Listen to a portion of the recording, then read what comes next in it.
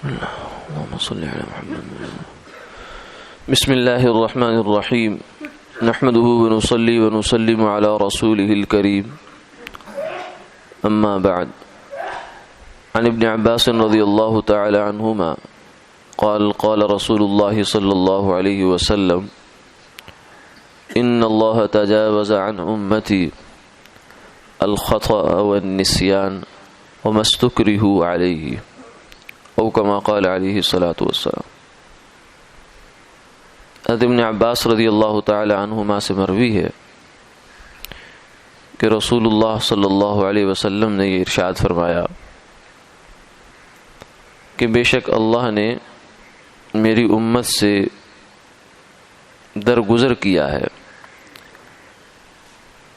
خطا سے اور بھول سے اور اس چیز سے کہ جس پر انہیں مجبور کیا گیا.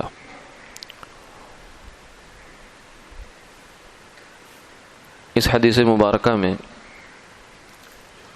تین چیزوں کی اللہ کے ہاں معافی کا تذکرہ ہے. ایک خطا، دوسری نسیان، تیسری اکراہ. خطا کہتے ہیں غلطی کو. آدمی کچھ کام کرنا چاہ رہا تھا لیکن ہو کچھ گیا اس سے. وضو کر رہا تھا، کلی کے لیے منہ میں پانی ڈالا، روزے سے تھا لیکن پانی غلطی سے حلق سے نیچے اتر گیا. یہ خطا ہے، غلطی ہے. اور نسیان یہ ہے کہ آدمی بھول گیا، اس کو یاد ہی نہیں رہا کہ میرا روزہ ہے، اس نے کھا بھی لیا. اور اکراہ یہ ہے کہ کسی نے کسی آدمی کو مجبور کیا کہ یہ کام کرو ورنہ میں تمہیں یہ نقصان پہنچاؤں گا. مثلا گن پوائنٹ پہ اسے کہا کہ اس تحریر پر دستخط کر دو ورنہ تمہیں مار دیا جائے گا، تمہاری جان چلی جائے گی، یا تمہارے ساتھ کوئی تمہارا جسم کا کوئی حصہ تلف کر دیا جائے گا. یہ مجبور ہے.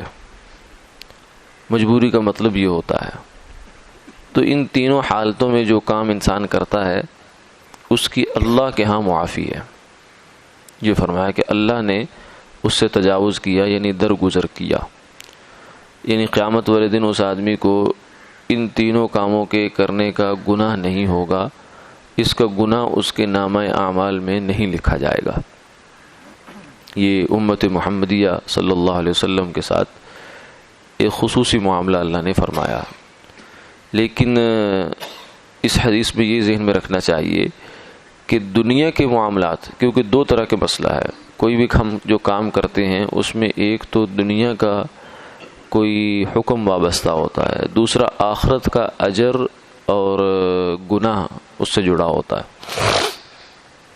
تو اس حدیث مبارکہ میں آخرت کے گناہ کو معاف کرنے کی بات کی گئی ہے. دنیا کے اندر ان کاموں کا جو بھی بدلہ ہوگا یا جو کوئی قانون جزا سزا ہوگی وہ ہوگی.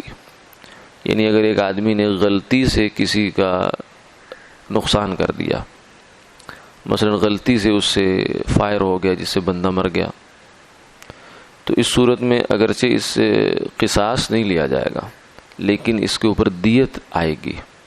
خطا سے یعنی غلطی سے کسی کو مار دیا تو اس کی خون بہا اس کو دینا پڑے گا. اور اگر روزے میں ایسا ہوگا تو روزے کی قضا کرنی پڑے گی. ہاں، گناہ نہیں ہوگا اس کو، روزہ چھوڑنے کا گناہ نہیں ہوگا. اور بھولے سے اگر کسی نے کوئی ایسا کام کیا تو بھولے سے تو خیر روزہ بھی نہیں ٹوٹے گا، لیکن اگر بھولے سے کسی کا مال انسان نے استعمال کر لیا، چیز استعمال کر لی، تو گناہ تو نہیں لیکن وہ چیز اس کی بہرحال اس کو واپس کرنی پڑے گی. اس نے سمجھا یہ چیز میری ہے لیکن اسے اندازہ نہیں تھا، کسی اور کی چیز استعمال کر لی، تو اس سے اس کو تاوان اس کا دینا پڑے گا دنیا کے حساب سے. اور جو تیسری چیز ہے زبردستی کسی سے کسی چیز پر دستخط کروا لیے، تو اس میں یہ ہے کہ دنیا کے اعتبار سے بعض دفعہ اس کا اثر ظاہر ہو جاتا ہے. مثلا ایک آدمی نے کسی سے زبان سے طلاق کے الفاظ کہلوا لیے زبردستی، تو وہ طلاق ہو جاتی ہے. لیکن اگر تحریر پر دستخط لیے تو وہ نہیں ہوتی. تو اس لیے دنیا کے اعتبار سے اگر کوئی ایسا معاملہ ہو تو وہ تو شریعت سے پوچھنا پڑے گا کہ اس کا کیا جو ہے جزا سزا ہے. البتہ آخرت کا معاملہ اس آدمی کا صاف ہے. تو اس حدیث مبارکہ نے ہمیں یہ بتایا کہ آخرت کے معاملے میں یعنی اللہ اس بندے سے تجاوز کرے گی. باقی دنیا میں تجاوز ہوگا یا نہیں ہوگا یہ مختلف صورتوں کے لحاظ سے مختلف حکم ہو سکتا ہے. وآخر دعوانا